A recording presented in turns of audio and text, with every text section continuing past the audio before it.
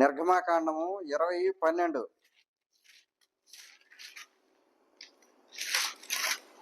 నీ దేవుడైన యెహోవా నీ దేవుడైన యెహోవా నిన్ను అనుగ్రహించిన దేశంలో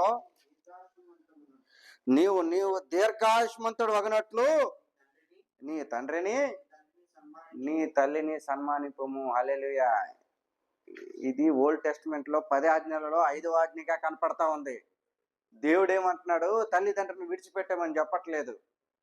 దేవుడు ఏమంటున్నాడు? తల్లిదండ్రులను దూరం పెట్టమని చెప్పట్లేదు.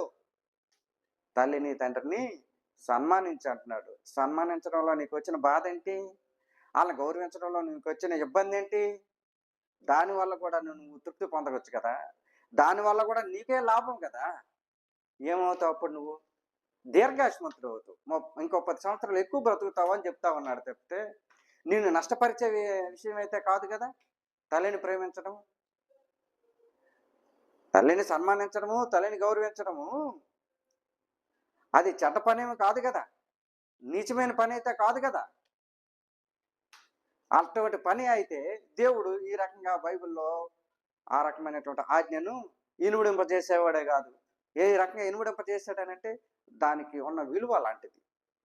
తల్లికి తండ్రికి సన్మానించాలంటూ ఆయన చెప్పుకొస్తా ఉన్నాడు. మనం మన తల్లిదండ్రులను సన్మానిస్తున్నామా? గౌరవిస్తున్నామా? వారి మాటకు విలువిస్తున్నామా? వారు చెప్పినట్టు వింటున్నామా?